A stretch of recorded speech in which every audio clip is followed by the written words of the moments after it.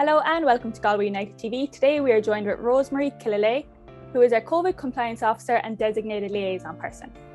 Rosemary, I hope you're well, and before we get into it, can you tell us a bit about yourself?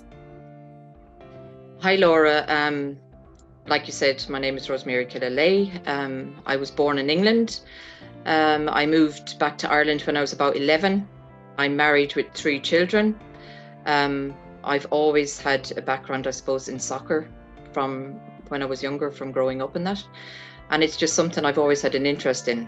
At the minute, I have my own business. I work as a childminder. So I look after kids from 6 months to 5 years. And that's basically my day job. The rest of my time then is spent with family or Galway United. And can you tell us how you became involved with Galway United? What led you to the team?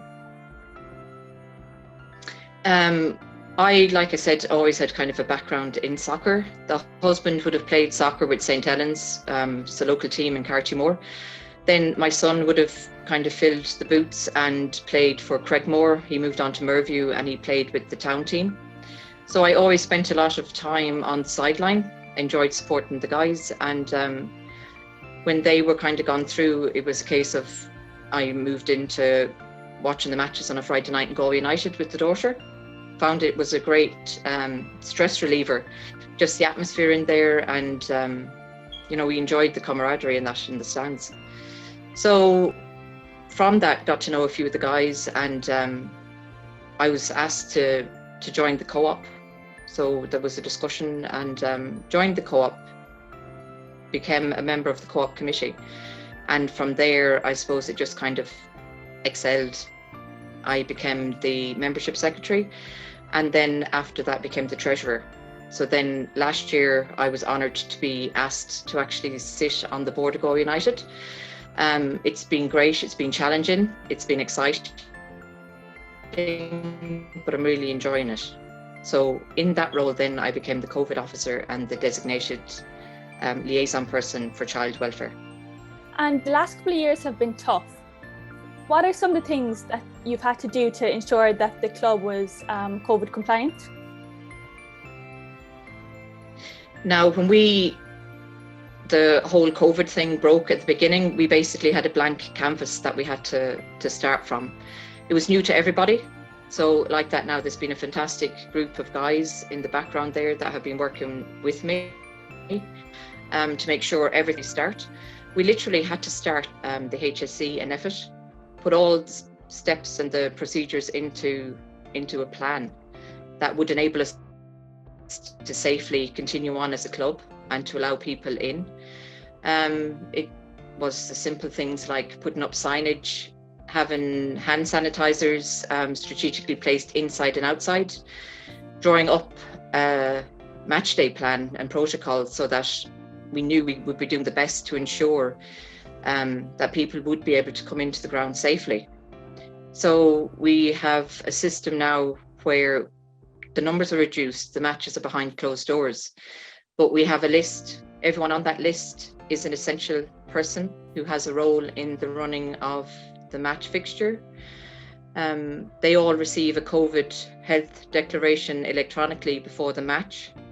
So they are stating that they have not been in contact with COVID, they are COVID free. We're creating an environment where we can hopefully maintain a safe awareness of COVID. The masks are worn for the whole time that they're on the pitch, well, apart from being on the pitch, but when they're in around the facilities, inside the dressing rooms have been split. So whereas one time we would have used the home and away dressing rooms, now the away team uses the old clubhouse. So entry and exit off the pitch is separated.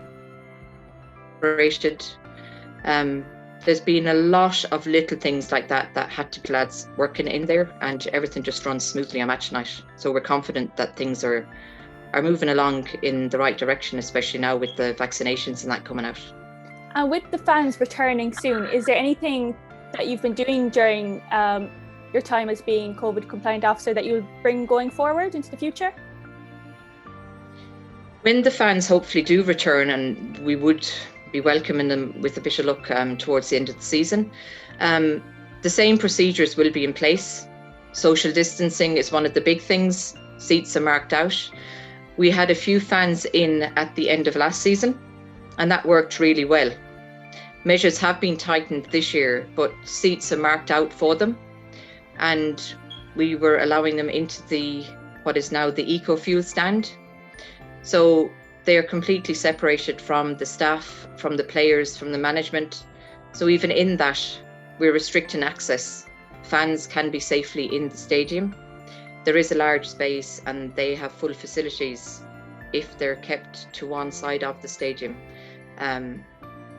It just worked really well. We'd still keep the whole thing of wearing masks, hands are sanitised before they come in. You full COVID traceability from the COVID health questionnaire and declaration that's sent out ahead of the matches. So if there was an incident, there is a restricted area for a COVID or suspected case. And everything is being done as far as we can to ensure that the environment is safe for anybody that does attend. And Rosemary, you've been nominated for something very exciting. Can you tell us a bit about it and how it came about, really? Literally, I got an email yesterday to say I had been nominated for the Mayor's Award. So it was kind of a surprise. I wasn't expecting it. It hadn't been mentioned to me, but a couple of the guys from the Co-op Committee, I believe, after doing a bit of research, nominated me back in January for it. So it's a great honour to be nominated. You know, it's nice that they appreciate the work that's being done. And like I said, it's not just me. There is an immense amount of people in Galway United that are doing so much work between the Co-op and Galway United board.